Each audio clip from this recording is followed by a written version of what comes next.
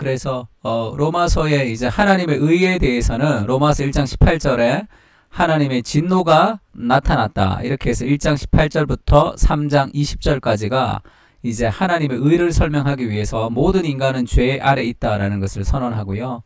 3장 21절부터는 이제 율법 이외에 율법을 지킴으로 구원을 받는 것이 아니라 하나님의 의, 예수 그리스도를 믿음으로 구원 얻는 하나님의 의가 나타났다. 그것을 이야기하고 있습니다. 그래서 이제 7장까지는 이제 그 하나님의 의로 구원받는 것에 대해서 나오고 그 구원받은 것이 어떻게 우리의 삶에 이제 그 역사하는가가 8장부터 이제 그러므로 이제 그리스도 예수 안에 있는 자에게는 결코 정죄함이 없다. 믿음으로 의롭다함을 받은 하나님의 의가 우리에게 어떻게 기능하는지에 대해서 이제 설명합니다. 그리고 그러므로가 한 번 더 나오는데 그 12장 1절의 그러므로는 1장부터 11장까지의 믿음으로 구원을 얻는다는 하나님의 의를 이제 배웠으면 이제는 거룩한 산 제물로 살아야 된다. 이렇게 해서 이제 그러므로 두 가지 그러므로를 통해서 복음을 설명하고 복음의 삶을 설명하고 그렇게 구성되어 있습니다. 그래서 우리가 이제 그 지난주에 8장 하다가 이제 말았는데 8장 그러니까 우리가 믿음으로 구원을 얻었단 말이에요. 믿음으로 우리가 의롭다함을 받았는데 그것이 우리의 삶에 어떻게 적용하며 우리가 어떻게 살아가야 되는가 12장부터 나오고 믿음으로 구원을 얻었다는 것이 도대체 어떤 의미인지를 조금 더 확증해 주는 것이 8장부터 12장까지입니다. 그래서 8장에는 이제 그 성령께서 우리가 구원받은 하나님의 백성이 되어서 믿음으로 구원을 얻었다는 것은 내 안에 성령께서 계시는 것이고 그 성령께서 우리를 거룩하게 만들어 가신다는 의미가 있어요. 그러니까 그래 행위가 아니라 믿음으로 구원을 얻는다고? 그럼 이제 막 죄 짓고 살아도 되겠네? 그렇지가 않다. 왜냐하면 우리 안에 성령께서 계시기 때문이다. 그 설명하는 거죠. 그러므로 이제 그리스도 예수 안에 있는 자에게는 결코 정죄함이 없습니다. 이제는 우리의 모든 정죄가 그리스도께서 대신 받았기 때문에 이는 그리스도 예수 안에 있는 생명의 성령의 법이 죄와 사망의 법에서 너를 해방하였습니다. 그리고 이제 8장 3절에 율법이 육신으로 말미암아 연약하여 할 수 없는 그것을 하나님은 하시나니 곧 죄로 말미암아 자기 아들을 죄 있는 육신의 모양으로 보내어 육신의 죄를 정하사 그러니까 율법의 요구를 우리가 다 지킴으로 구원을 받을 수 없었는데 우리가 연약해서 그러나 예수 그리스도께서 이 땅에 오셔서 율법의 요구를 다 지키심으로 의를 획득하셨고 그 의를 우리에게 줌으로 우리의 죄가 예수님에게 전가되고 예수님의 의가 우리에게 전가되는 것 믿음을 통해서 우리가 어떤 행위도 하지 않았지만 믿음을 통해서 우리가 그리스도를 받아들일 때 우리가 구원받는 하나님의 백성이 된다는 것을 알려주고 있습니다. 그래서 예수님이 죄 있는 육신의 모양으로 오셔서 육신의 죄를 없애주셨다. 그걸 믿을 때 구원을 얻는다는 것이죠. 그러면서 이제 그 성령께서 이제 우리를 도우셔서 우리가 믿음으로 구원을 얻지만 우리가 행위로 구원을 얻는 것이 아니지만 믿음으로 구원을 얻어서 더 이상 정죄함이 없지만 우리가 죄를 짓지 않고 살아갈 수 있는 것은 성령께서 우리에게 거룩한 방향성을 가지고 살아갈 수 있도록 도와주신다는 거죠. 그래서 이 로마서 8장에서 승리하는 삶, 거룩한 삶의 핵심은 생각에 있어요. 육신의 생각은 사망이고 영의 생각은 평안이다. 이렇게 얘기하고요. 또 이제 8장 5절 육신을 따르는 자는 육신의 일을 영을 따르는 자는 영의 일을 생각하나니 그래서 우리가 믿음으로 구원을 얻었지만 이 믿음이 어떻게 활용되는가 우리의 삶에 생각을 통해서 묵상을 통해서 그래서 우리가 영의 생각을 통해서 우리가 더 거룩한 하나님의 백성으로 살아갈 수 있다는 그 생각이 우리에게 굉장히 중요하다 이렇게 얘기하고 있습니다.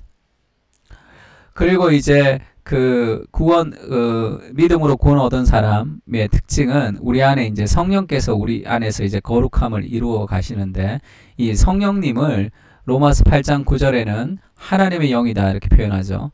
만일 너희 속에 하나님의 영이 거하시면 그래서 이 성령님은 하나님의 영입니다. 성부 하나님의 영이에요. 그리고 또 너희가 육신에 있지 않고 영에 있나니 누구든지 그리스도의 영이 없으면 이렇게 얘기하면서 이 성령님을 그리스도의 영이라고 얘기합니다. 그러니까 이 성령은 성부 하나님의 영이시며 그리스도의 영이신데 이 하나님의 영과 이 그리스도의 영이 지금 우리의 영이 되었다. 우리 안에 있다. 지금 그 얘기를 하는 거죠. 그러니까 성령께서 하나님과 예수님의 영이 지금 그 성령이 지금 우리 안에 계셔서 지금 믿음으로 구원을 얻었을 때, 그 믿음으로 구원을 얻었다 할 때 그 성령께서 우리 안에 계시고 그 성령께서 우리를 거룩하게 만들어 가실 것이다 얘기하고 있습니다. 그래서 너희 속에 하나님의 영이 거하시면, 그래서 그 하나님의 영이 거하시면 그 하나님의 영이 우리를 살리는 거죠. 그래서 우리가 믿음으로 구원을 얻어서 행위로 구원 얻지 않았지만 우리가 죄를 짓지 않고 믿음으로 살아갈 수 있는 것은 우리 안에 있는 성령께서 우리에게 내적 충동을 주시는 거죠. 그러면서 이제 우리가 이제 그 육신대로 살지 않고 영의 요구를 따라 살아가야 된다. 그러면서 8장 13절에 육신대로 살면 반드시 죽을 것이로되 영으로서 몸의 행실을 죽이면 살 것이다. 우리가 이전에는 율법을 지키지 못하는 사람이 되었는데 이제는 우리 안에 성령께서 계셔서 우리 성령께서 우리 안에 있는 말씀을 순종할 수 있도록 하나님의 율법을 지킬 수 있도록 우리를 도와주시는 분이시죠. 그래서 우리가 영으로서 몸의 행실을 죽이는 것, 그러니까 우리가 죄를 짓지 않으려고 노력하는 것보다 더 중요한 것은 하나님의 말씀에 순종하고 하나님을 더 사랑하기 위해서 노력하는 거죠. 이게 영으로서 몸의 행실을 죽이는 것입니다. 그래서 무릇 하나님의 영으로 인도함을 받는 사람들은 하나님의 아들이라, 우리가 이제 자녀 되었다는 것을 성령께서 우리에게 확신시켜 주는 거죠.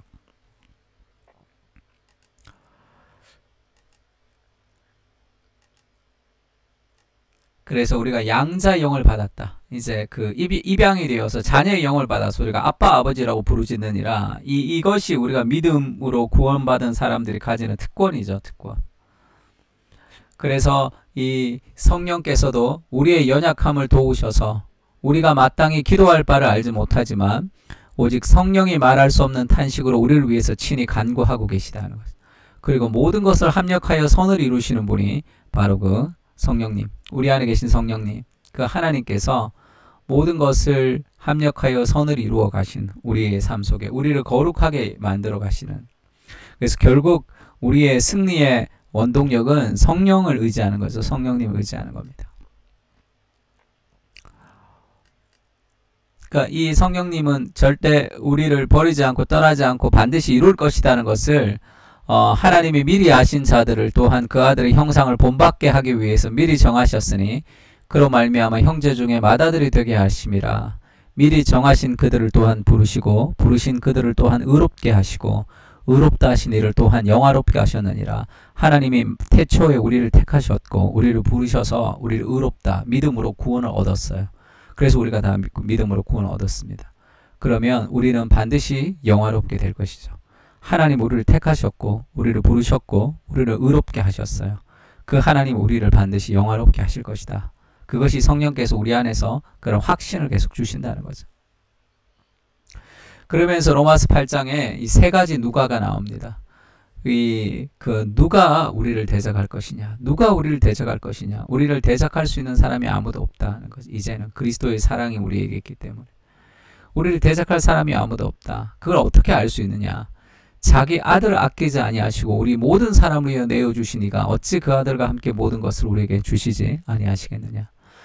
누가 우리를 우리가 이제 우리의 대적들 앞에서 우리가 두려울 때 있지만 두려워하지 마라. 그 누구도 너희를 대적할 수가 없다. 왜냐하면 자기 아들을 아끼지 않고 우리를 위해서 내어주신 분이 계신데, 생각해봐라. 자기 아들도 아끼지 않았는데 우리를 하나님이 그렇게 내어주시겠느냐, 우리를 그렇게 실패하게 하시겠느냐. 그렇지가 않다는 거죠. 우리를 대적할 자가 없는 성령의 능력이 우리 안에 있다 얘기합니다. 그게 믿음의 의다.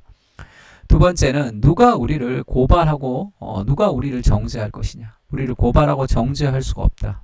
예수 그리스도의 죽으심과 부활을 통해서 그 누구도 우리를 고발하거나 정죄하지 않는 그런 인생이 되었다. 그렇게 얘기하고요.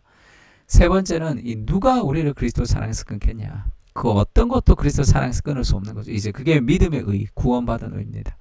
환난, 공고, 박해, 기근, 적신, 위험, 칼, 이 모든 것을 말미암아 우리가 넉넉히 이긴다 이렇게 고백하고, 내가 확신하노니 사망이나 생명이나 천사들이나 권세들이나 현재일이나 장래일이나 능력이나 높음이나 깊음이나 다른 어떤 피조물이라도 우리를 우리 주 그리스도 예수 안에 있는 하나님의 사랑에서 끊을 수 없으리라. 그 끊을 수 없는 하나님의 사랑이 결국 우리를 완전한 거룩의 길로 인도하시는 거죠. 우리의 죄보다 더 크신 하나님의 사랑, 그 사랑이 결국은 승리하게 되는 거. 그래서 이 로마서 8장을 통해서 내 안에 성령께서 계시기 때문에 우리는 이제 율법을 지킴으로 구원을 받지 않고 믿음으로 구원을 얻는 거지만 율법을 지킴으로 구원 얻는 사람들보다 더 거룩한 삶을 추구하며 살아갈 수 있다. 그게 사랑을 통해서 우리를 인도하시는 하나님의 마음을 얘기하고 있습니다.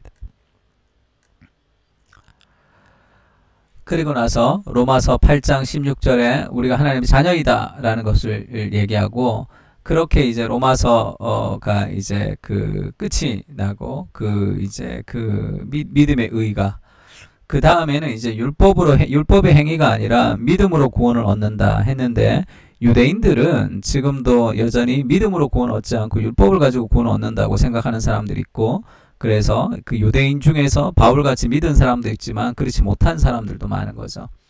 그래서 이제 이스라엘의 구원이 어떻게 되는가를 바울이 이제 그 10장부터 11장까지 설명하고 있습니다. 그래서 이 하나님의 복음이 하나님의 의라는 설명을 하면서 지금 이스라엘의 구원에 대해서 설명하고 있는데, 여기서 좀 우리가 짚고 넘어가야 될 것은 지금 이제 로마서 11장 25절에서 이제 바울이 얘기를 하는데, 형제들아 너희가 스스로 지혜 있다 하면서 이 신비를 너희가 모르기를 내가 원하지 아니하노니, 하나님의 이제 그런 신비로움을 깨달았다는 거죠. 이 신비는 이방인의 충만한 수가 들어오기까지 이스라엘의 덜어는 우둔하게 된 것이라. 26절 그리하여 온 이스라엘이 구원을 받으리라. 기록된 바 구원자가 시온에서 오사 야곱에게서 경건하지 않는 것을 돌이키시겠고 할 때, 여기서 온 이스라엘이라는 이 구절 때문에 지금 이스라엘의 회복을 통해서 마지막에 하나님의 종말에 마지막에 이스라엘의 대부흥의 역사가 일어나고, 그 이스라엘이 하나님을 떠난 이스라엘이 하나님께 돌아오면서 세상이 복음화된다라는 그런 이제 백투 예루살렘 같은 그런 식의 메시지가 이 온 이스라엘이라는 이 구절을 잘못 해석하기 때문에 생긴 거죠. 그래서 이제 앞으로 내가 지금 설명할 것들은 다 잘못된 예입니다. 그래서 그 중에 하나가 이제 백투 예루살렘이라고, 이제 복음이 예루살렘으로 시작이 되어서 이렇게 한 바퀴를 돌아서, 지구 한 바퀴를 돌아서 마지막에 이 그 이스라엘에게 다시 이 그 복음이 전해지고, 그래서 온 이스라엘, 그 이스라엘 온 백성이 구원을 얻을 때, 그때 비로소 이제 마지막 예수님의 재림이 임할 것이다 라고 생각하는, 그러니까 백투 예루살렘이라고 그러죠. 이것도 그 온 이스라엘이라는 그 이제 단어를 그 이스라엘 유대 민족이라는 그 민족 전체가 구원을 마지막 날에 받는다라고 잘못 해석하기 때문에 생긴 거죠. 이게 다 틀린 얘기입니다. 그래서 복음이 서진한다, 이스라엘에 동진한다, 그래서 복음의 서진의 역사다, 이런 얘기들, 뭐 꼭 이단스러운 교회가 아니더라도 일반 교회에서도 이런 얘기들을 좀 많이 하는데, 복음의 서진이라는 것이 뭐냐면 이 그 예루살렘으로부터 서쪽으로 가서 이제 이 로마와 이 그 유럽과 이제 그 다음에 그 유럽에서 영국에서 이제 미국으로 이제 건너왔죠, 복음이.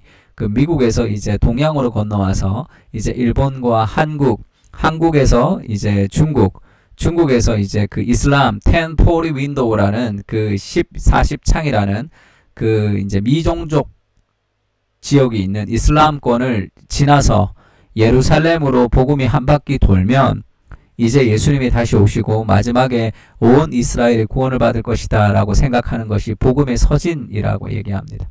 그런데 한 번도 복음은 서쪽으로 간 적이 없고, 복음은 서진이 아니라 복음은 전방위적이에요. 늘 복음은 늘 전방위로 퍼졌지, 이스라엘에서 이쪽으로, 그래서 한국이 마지막 때에 쓰임을 받을 것이다. 한국이 중국을 깨우고 그 중국이 그 이슬람을 타파해서 그 이슬람이 이제 그 이스라엘로 갈 때 이 세상이 복음화야 된다. 이렇게 얘기하는 사람도 있고, 한국이 중국을 깨우고 한국이 북한을 깨워서 한국 사람들이 이제 편하게 사니까 이제 그런 외국 아프리카 같은 힘든 곳에 선교사 나가기가 쉽지가 않다는 거예요.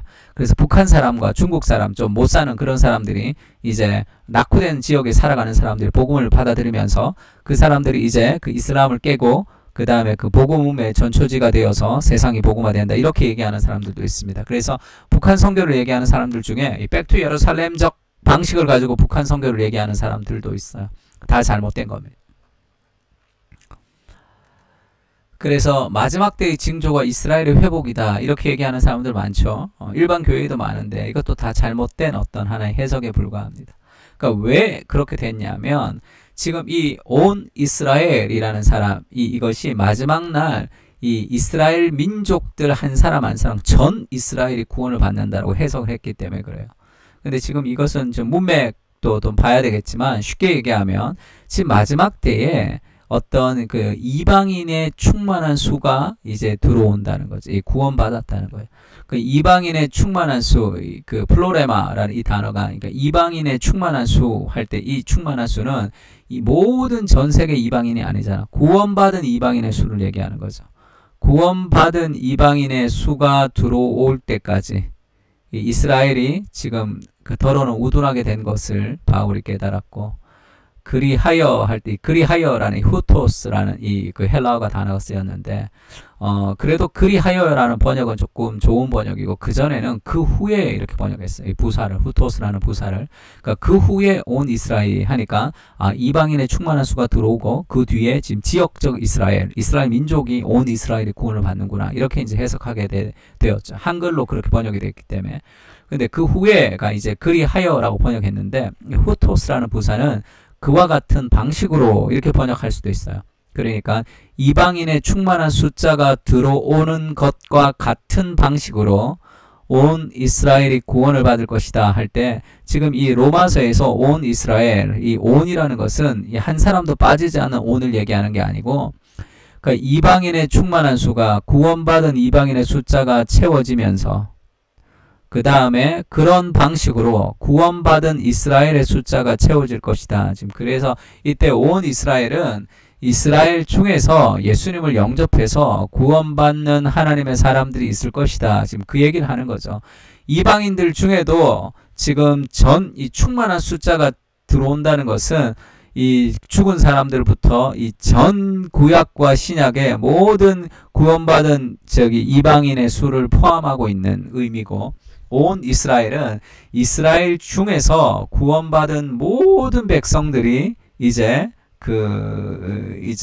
회복할 것이 그 구원받은 모든 백성들에 대한 지금 이야기를 하고 있어요. 그러니까 마지막 날에 지역적 이스라엘, 육적 이스라엘 그 나라에 온 사람들이 구원을 받는다는 의미가 아니라 이방인의 충만한 수. 그래서 지금 신구약 구약으로부터 모든 이방인들이 다 구원받은 사람들이 다 이제 천국에 들어오듯이 지금 이 이스라엘 민족 중에서도 옛날부터 지금까지 구원받은 그 이스라엘이 지금 돌아오게 될 것이다. 이제 오게 될 것이다 라고 얘기를 하는 것이 이 구절입니다. 그러니까 이것이 이스라엘의 민족이 돌아온다는 그런 개념으로 해석하는 것은 세대주의적 해석 방식인데 그것은 바람직하지 않고 온 이스라엘이 이방인의 충만한 수가 들어오고 그 다음에 그 이방인 충만한 수와 합친 이스라엘과 이방인이 합친 영적 이스라엘 온 전부 이스라엘 구원받은 모든 백성이 이제 들어올 것이다.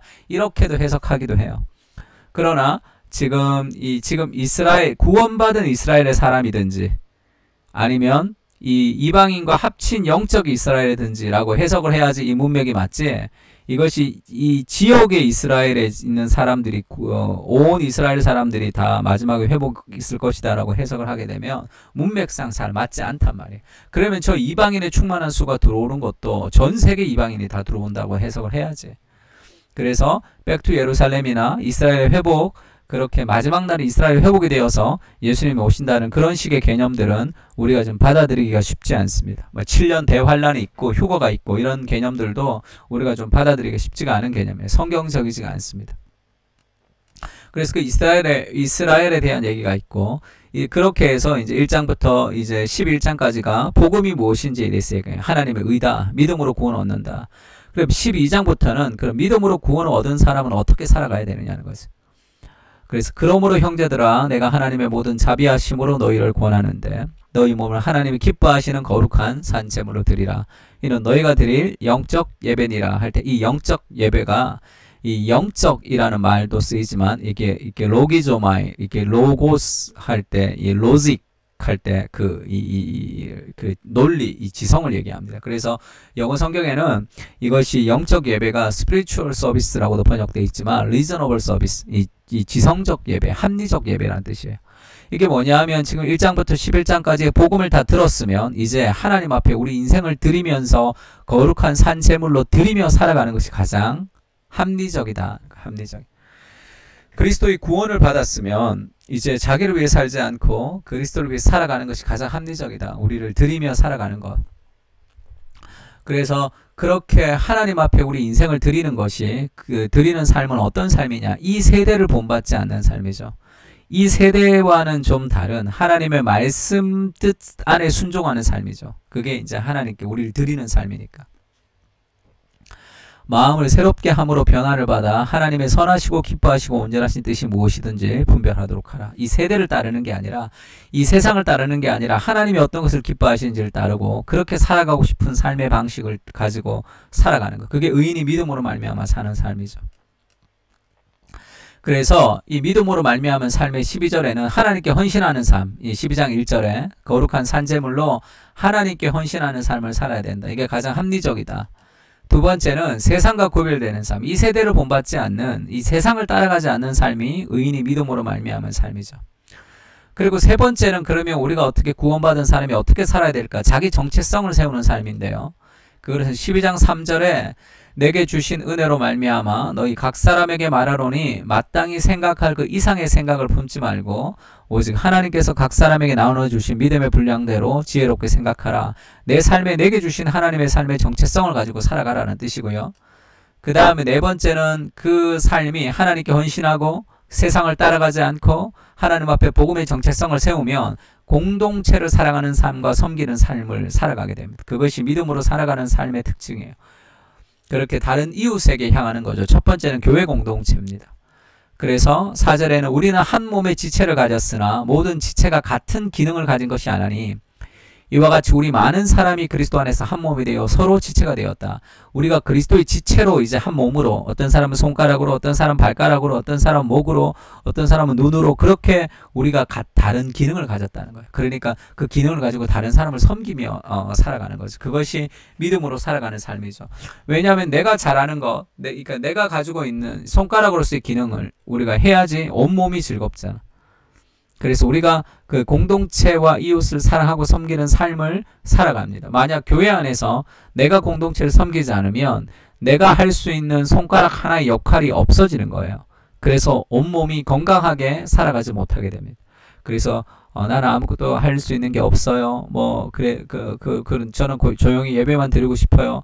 그런 것은 다 개인주의적 삶이죠. 복음의 은혜는 우리를 하나님께 헌신하게 하고 세상을 따라 살아가지 않게 하고 공동체를 섬기는 삶으로 살아가게 합니다. 우리가 그리스도의 지체라는 것을 이해하는 거죠.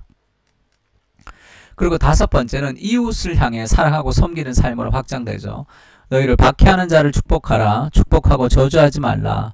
즐거워하는 자들과 함께 즐거워하고 우는 자들과 함께 울라. 이것이 세상을 향한 우리의 마음. 그래서 12장부터는 세상을 향한 마음이 있습니다. 이건 쉽지가 않아요. 박해하는 자를 축복하고 축복하는 자를 저주하지 않는 것도 복음으로 우리가 하나님의 저주를 받아야 되는데 우리가 은혜를 받았기 때문에 그 은혜를 기억할 때 우리가 그것을 흉내내며 살아갈 수 있다는 뜻이고요. 즐거워하는 자들과 함께 즐거워하고 우는 자들과 함께 울라. 이것이 쉬운 것 같지만 어렵습니다. 즐거워하는 자들을 질투하죠. 그리고 우는 자들을 우리가 함께 울고 공감하지 못합니다. 이게 개인주의 성향이 강한 그런 인생들이죠. 그래서 다른 사람의 성공을 기뻐하고 다른 사람의 실패를 함께 아파하는, 즐거워하는 자들과 함께 즐거워하고 우는 자들과 함께 우는, 이것이 믿음의 영성이에요. 믿음의 영성. 이웃을 섬기는 확장의 삶입니다.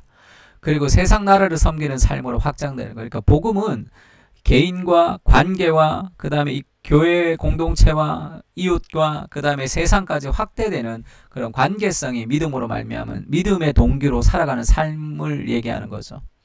그래서 각 사람 위에 있는 권세들에게 복종하라. 이거 나라에 복종하라는 거예요. 로마의 나라, 특히 이 비기독교 국가인 그 로마의 권세에 복종하라는 거예요. 모든 권세는 다 하나님이 주신 것이다. 그래서 그 권세는 하나님께로부터 나서 그 모든 권세에 복종하는 것. 그것이 세상을 섬기는 삶이죠. 그러나 그 나라에서 하나님의 말씀과 다른 것을 요구하면 우리는 그것을 거부하긴 해야 되겠죠. 하나님의 말씀이 우리 삶의 권위이니까. 그때도 존경의 마음을 잃어버리지는 않는 자세를 가지는 것이 좋습니다. 어쨌든 우리가 세상 나라를 섬기는 거룩한 시민으로서 어떻게 살아가는가, 그러니까 믿음으로 우리가 어떻게 살아가야 되는가, 그것은 다 관계예요. 그러니까 서로 사랑하는 관계성 안에서 신앙이라는 것은 꼽히는 것이지, 개인의 기도를 통해서 개인의 기도를 열심히 하고 말씀을 열심히 보는 것이 아니라, 참된 신앙이라는 것은 이 관계성 안에서 거룩한 참된 시민으로, 가정의 그 식구로, 교회 공동체의 지체로 그렇게 건강하게 살아가는 걸 얘기합니다. 그리고 나서 결국은 이 사랑이 율법의 완성이다, 그 얘기를 하는 거예요. 쭉 확장되어서. 그래서 우리가 율법을 다 지키는, 우리가 믿음으로, 이거 율법으로 구원하지 못하고 믿음으로 구원 얻는데, 믿음으로 구원을 얻은 사람들은 이제 율법을 지키면서 살아가는 삶으로 살아가는 거죠. 근데 그 율법을 지킨다는 게 뭐냐? 사람을 사랑하는 거예요. 사랑이 율법의 완성이다. 그래서 우리가 간음하지 말라, 살인하지 말라, 도적질하지 말라는 하나를 하지 않는 것이 아니라 이웃을 사랑하면 하지 않는 거죠, 그거를. 그래서 그것은 이웃을 사랑하라는 계명이란 말이에요. 사랑은 이웃에게 악을 행하지 아니하나니 그러므로 사랑은 율법의 완성이니라.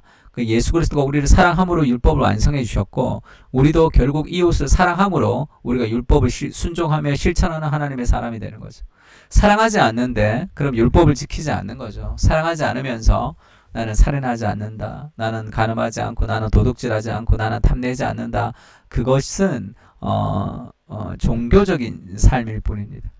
그래서 사람을 사랑하는 단계, 그러니까 지금 12장에 있는 믿음의 삶은 다 관계의 삶이에요. 그러면 사랑하지 못한 삶이 어떤 것인가? 믿음이 연약한 자를 너희가 받되 그의 의견을 비판하지 말라.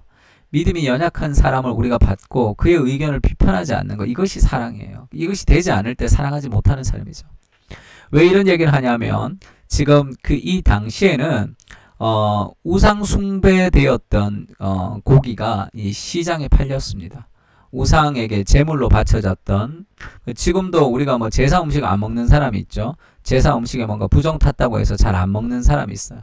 나도 예전에 어릴 적에 우리 집에 제사를 드렸는데, 그래서 이제 제가 좋아하는 동네 형한테 음식을 이제 이렇게 내가 그 제사 음식을 가지고 맛있는 것들 가지고 갖다 줬더니 그 집 교회 다닌다고 그 안 먹는다 그러더라고요. 제가 굉장히 기분이 좀 좋지 않게, 굉장히 좀 당황스럽게 그 음식 가지고 왔던 기억이 있습니다.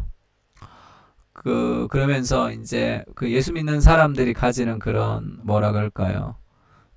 내가 좀 더러워지는 것 같은, 나를 굉장히 그렇게 좀 못마땅하게 생각한다는 그런 느낌을 좀 받았습니다. 그 제사 음식이 뭔가 문제가 있어서 우리가 못 먹는 거 아니에요. 다 먹으면 됩니다. 근데 그 당시에도 그런 문화가 있었어. 그래서 우상 숭배되었던 고기가 시중에 팔리는데, 우상 숭배되었던 고기는 도장을 찍어서 우상 숭배되었던 고기입니다, 이렇게 얘기를 안 한단 말이에요.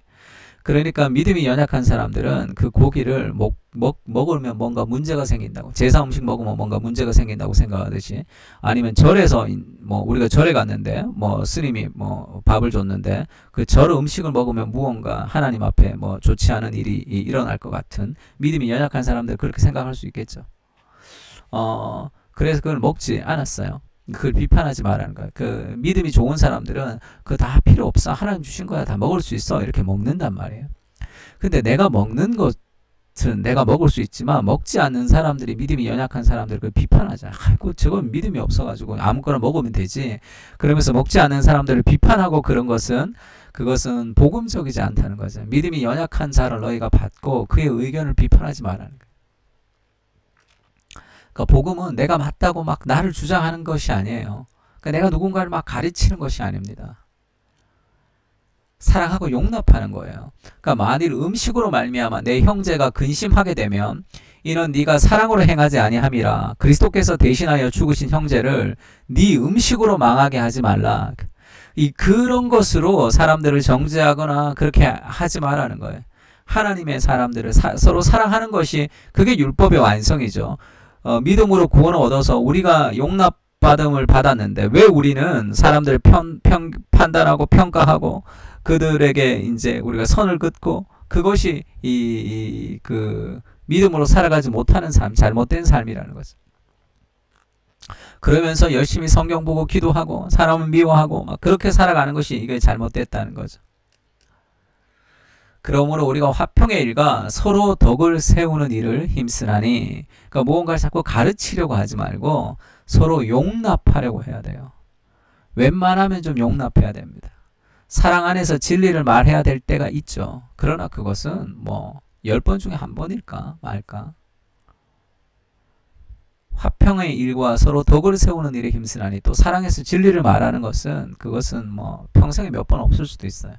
또 그런 건 내가 할 테니까 서로 덕을 세우는 일에 힘쓰고 서로 용납할 필요가 있습니다. 그러면서 바울이 15장에도 믿음이 강한 우리는 마땅히 믿음이 약한 자의 약점을 담당하고 자기를 기쁘게 하지 아니할 것이라. 그래서 이 대인관계의 원칙이 뭐예요? 서로 사랑하는 이 믿음으로 구원 얻은, 예수 그리스도의 사랑으로 거저 은혜로 구원 얻은 사람은 우리도 다른 사람들을 은혜를 베풀며 살아가야 된다는 거죠. 그 핵심은 자기를 기쁘게 하지 않는 삶입니다. 믿음이 약한 사람을, 약점을 내가 짊어지고 내가 희생하고 내가 좀 어렵고 내가 좀 불편하지만 그 사람의 약점을 담당하는 거죠. 내가 지금 힘이 있어서 등산을 가는데 힘있게 쭉쭉쭉 가고 싶은데 힘이 없는 사람, 짐을 좀 못 드는 사람이 있으면 그 사람의 보조에 맞추고 내가 그 사람의 짐을 들어야 되잖아. 어떨 때는. 그럼 나는 더 힘들고 더 느리고 더 어렵고 더 시간이 낭비될 수도 있지만, 그것이 자기를 기쁘게 하지 않는 삶, 그게 하나님을 기쁘게 하고 그리고 믿음이 약한 사람들을 세우는 길이죠. 우리가 각 사람이 이웃을 기쁘게 하되 선을 이루고 덕을 세우도록 할지니라. 이웃을 기쁘게 하는 삶이죠. 나를 기쁘게 하는 삶이 아니라. 그리스도께서도 자기를 기쁘게 하지 아니하셨다. 그렇게 얘기하면서 이 믿음으로 구원 얻은 삶의 어떤 실천의 핵심을 얘기합니다.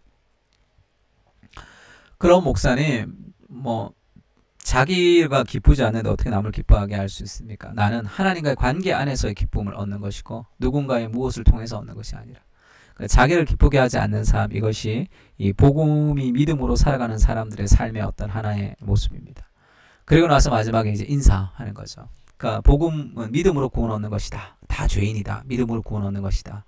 그 다음 믿음으로 구원 얻는 것은 그냥 이제는 막 죄 짓고 살아가는 게 아니라 성령께서 우리와 함께 하셔서 그 능력으로 살아가는 것이다. 그럼 도대체 그것이 어떻게 살아가는 것이냐? 자기를 기쁘게 하지 않고 이웃을 섬기는 삶이 복음이 연결되는 삶이다. 그리스도께서 우리를 위해서 희생한 삶이 우리도 다른 사람을 위해서 희생하는 삶으로 사랑을 베풀어주며 살아가는 것이다. 얘기합니다. 그리고 마지막에 인사하는 거죠. 이 바울은 마지막에 늘 인사해요. 바울의 인사는 늘 사람을 얘기합니다. 나의 동력자 브리스게와 아굴라에게 문안하라. 누구에게 문안하라. 누구에게 문안하라. 누구에게 문안하라. 인생의 마지막에는 사람이 남아야 돼요. 사람을 남겨야 됩니다. 여러 가지 많은 업적 좋다 이거예요. 여러 가지 많은 능력으로 뭔가를 성취한 거 좋다, 이거 다 의미 없는 거예요. 내가 뭐 우리 세계 최고의 뭐를 만들었다는, 나를 통해서 뭐 엄청난 돈이 벌어졌다는, 그것은 다 사라지는 것들이죠. 인생의 마지막에 남겨야 될 것은 사람입니다. 사람의 영혼이에요. 사람의 영혼. 나를 통해서 구원받았던 하나님의 사람과 나를 통해서 영적으로 예수님을 닮아갔던 사람들의 영혼을 남기는 것이 인생에서 가장 중요한 것. 무엇을 남길 거예요? 바울의 마지막에는 늘 사람이 있습니다. 늘 사람이 있어요. 그 사람을 남기고, 그리고 그렇게 얘기하죠. 16장 20절에는 주 예수의 은혜가 너와 함께 있을 것이다. 사람과 은혜죠. 사람의 이름이 쭉 기록되어 있고 그 모든 것이 다 하나님의 은혜. 그리고 나서 바울이 아주 그 재미있는 얘기를 하죠. 16장 25절에 그 그리스도의 복음, 지금까지 설명한 그 복음이 My Gospel, 나의 복음이다, 이렇게 얘기합니다. 그리스도의 복음이 나의 복음이 되는 거죠. 내 복음. 그리고 하나님을 찬양하며 끝이 나죠. 지혜로우신 하나님께 예수 그리스도 말미암아 영광이 세세 무궁하도록 있을지어다. 아멘. 하나님의 사람들과 하나님의 은혜와 하나님을 찬양한 것이 바울의 그 마지막 삶의 고백입니다. 이렇게 로마서가 끝이 나는 거예요. 그래서 로마서 전체에 대한 구조를 좀 이해하면서 앞으로 우리가 로마서를 좀 보면, 그리고 서신서는 대부분 이런 구조로 되어 있습니다. 바울의 서신들을 또 하나하나 좀 살펴보면 복음을 어떻게 적용하는지에 대해서 우리가 잘 배울 수 있을 것 같습니다. 한번 기도할까요? 하나님 감사합니다. 또 이 그 화요일 오후에 이 저녁에 또 피곤한 몸을 이끌고 우리가 직장생활, 가정생활 또 했지만 하나님의 말씀을 배우고 싶어서 이 자리에 또 나와서 또 영상을 듣고 하나님의 말씀을 배웁니다. 그리스도의 복음이 우리 삶 가운데 심어져서 우리도 말할 수 없는 은혜의 감격을 가지고 살아갈 수 있도록 주님 도와주시고, 우리의 삶을 자기를 기쁘게 하는 삶이 아니라 이웃과 하나님을 기쁘게 하는 그런 거룩한 삶을 살아갈 수 있도록 주여 도와주십시오. 복음의 사람들이 믿음으로 산다는 것은 그것은 결국 관계와 세상을 향해서 믿음이 확장되는 삶을 살아가는 것이고 그리스도를 닮아 살아가는 것입니다. 복음이 우리 삶에 적용이 되어서 복음의 실천과 순종이 있는, 그래서 관교의 회복이 있는 우리가 될 수 있도록 은혜를 베풀어 주시옵소서. 더 많은 성경을 아는 사람 필요하지 않습니다. 더 오래 기도하는 사람이 필요한 것이 아니라 더 많은 사람을 용납하고 사랑하는 그런 거룩한 주의 사람들이 될 수 있도록 은혜를 베풀어 주십시오. 예수님의 이름으로 기도합니다. 아멘. 자, 수고 많았습니다.